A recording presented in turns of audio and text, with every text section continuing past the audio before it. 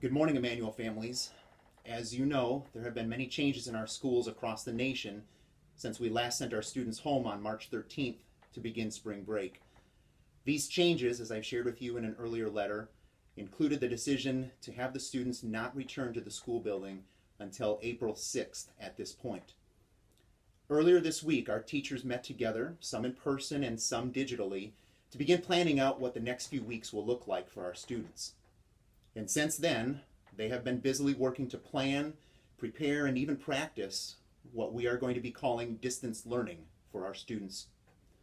While there are many questions I'm sure that we all have and several unknowns at this point, all our efforts right now are on getting your children ready for the coming weeks and equipping them, as well as you, for their academic and spiritual well-being.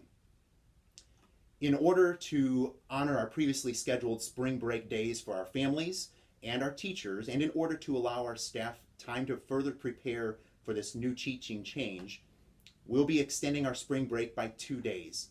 Monday and Tuesday, March 23rd and March 24th, will be additional time off from learning for our students.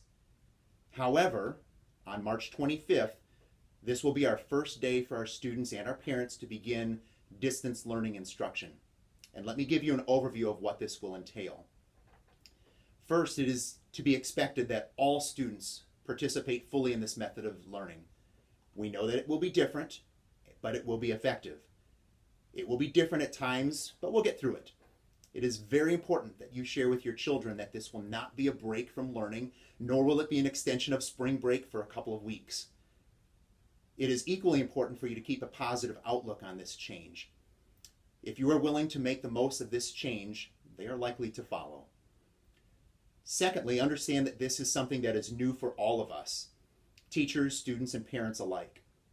The need for us to use distance learning is obviously less than ideal for our families and for our students, and we know it won't work perfectly. However, I know that you'll be supportive of our teachers and understanding when things maybe aren't as perfected and polished as we would typically have.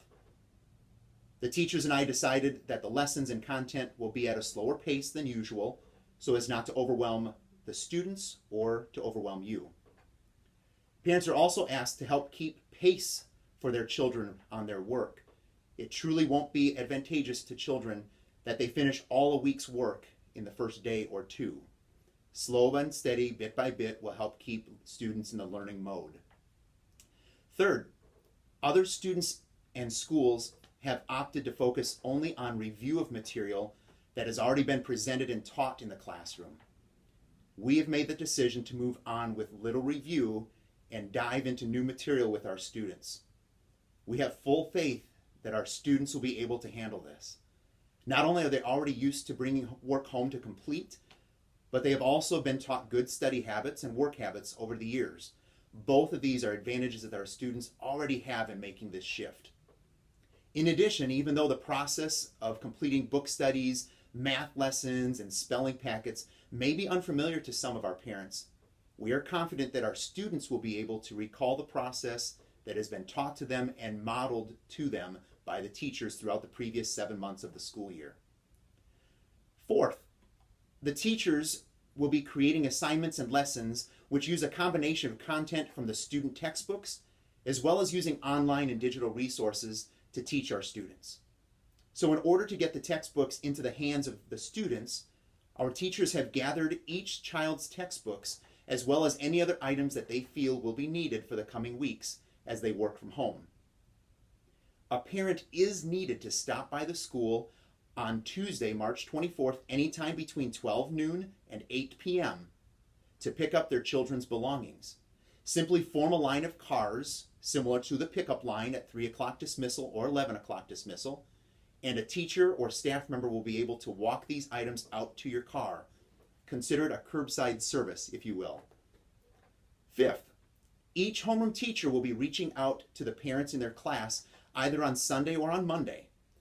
They will share more specific details on the process of presenting their materials, suggested schedules to follow for the coming days, and which specific digital platform they'll utilize to stay connected with you and with your children.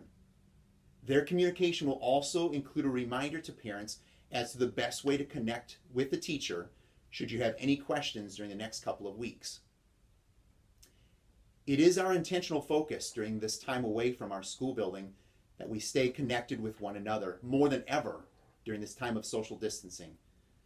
As a school that thrives on relationships, there is no substitute for the daily face-to-face interaction that we typically have with your children and with you.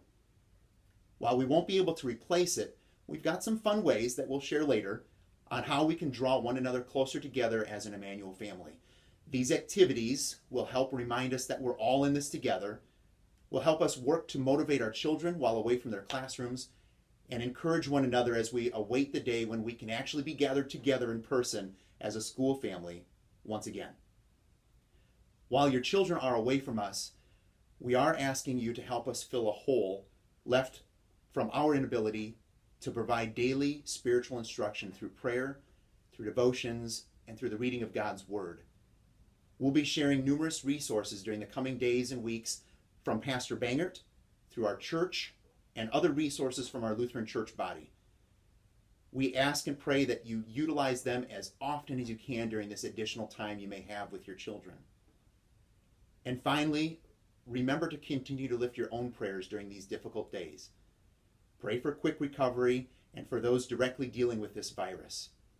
Continue to pray for your child's teacher, the work that they are doing, and for our Emmanuel Lutheran School. Pray for your child that they may see this as an opportunity to learn in a unique way. The teachers and I will be praying for patience and strength for you in the coming days ahead. We stand ready to lead and support you, and we look forward to serving you in a similar yet different approach.